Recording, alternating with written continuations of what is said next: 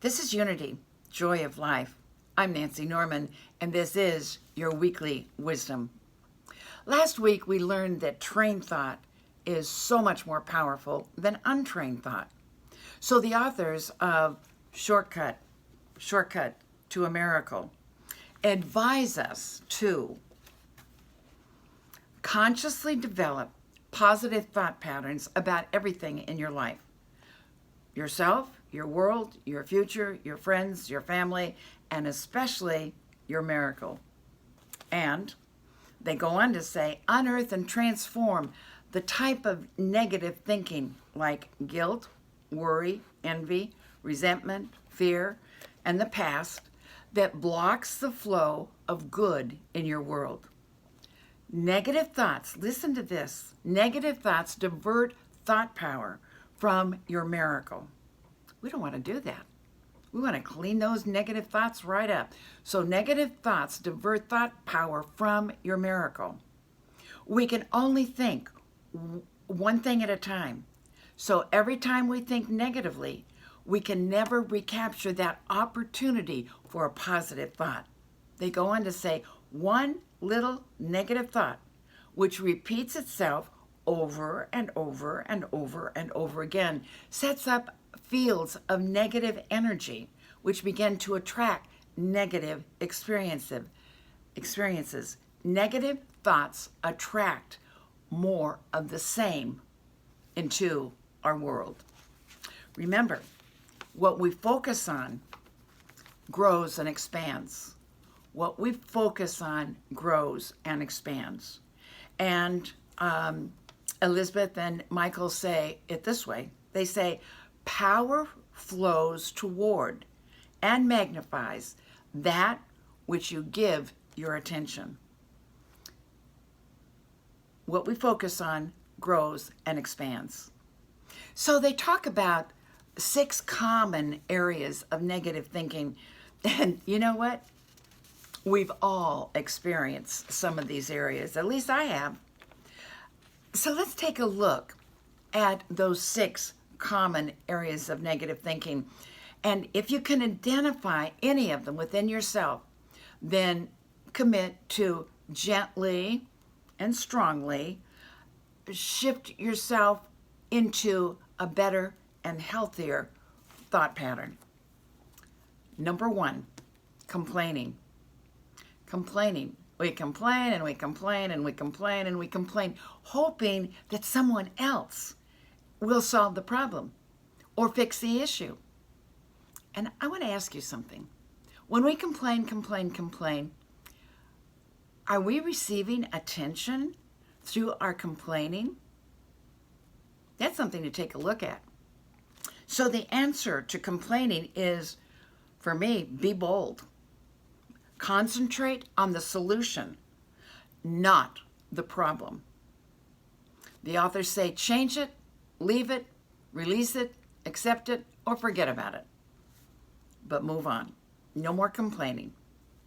Number 2, blaming. When we blame, we're telling the universe that someone else is responsible. Again, the authors say, well, take responsibility. You got to take responsibility for your own life. Blaming doesn't do it. And they go on to say, you are not a victim other than by choice. So if you're blaming, not taking responsibility, playing that victim role, maybe you're choosing that. And maybe that's a really good thing to release and let go of also. Number 3, self-criticism. I believe that we are God's magnificent creation, beloved creation, in whom, the Bible tells us, He is well pleased. So when we criticize and put ourselves down, we are limiting the positive flow of good into our lives. So become your biggest booster. And I like to say, for me, God loves me and God cares for me. God loves me and God cares for me. And God has a bigger plan for me, greater plan for me than than I've ever dreamed of. You'd be amazed at how quickly that self-criticism flies right out the window. God loves me and God cares for me, and God's got a plan for my life, and it's bigger and greater than I have ever dreamed of. Number 4, criticism, and that includes gossip, false truth, judging, or bad-mouthing another. Again, the authors say, look for things that you like about your experience. Look for things you like about people. If you are the brunt end of unkind criticism and gossip, then remember this: what you think of me is none of my business. And finally, number 6, envy. When we envy someone for what they have, we are actually telling ourselves that not only that we don't have it, but probably we'll never have it. I love what Michael and Elizabeth say about that. They say,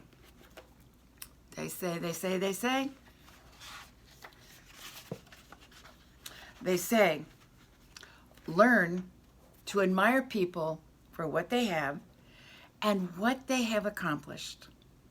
Know that you too can accomplish wonderful things, things consistent with your own unique essence and desires. The infinite provides an endless supply of good. The infinite supplies an endless supply of good. So celebrate with the goodness that when we do, it replaces all negative, self-defeating thinking.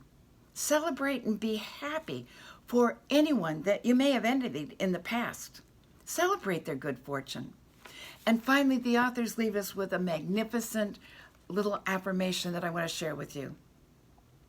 There is endless and abundant good in this universe and in my world. No one and no thing can hurt me or harm me or take my good from me.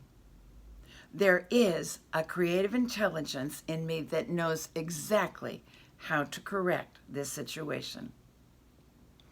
Correct your thinking and expect a miracle. God bless you. Have a wonderful week.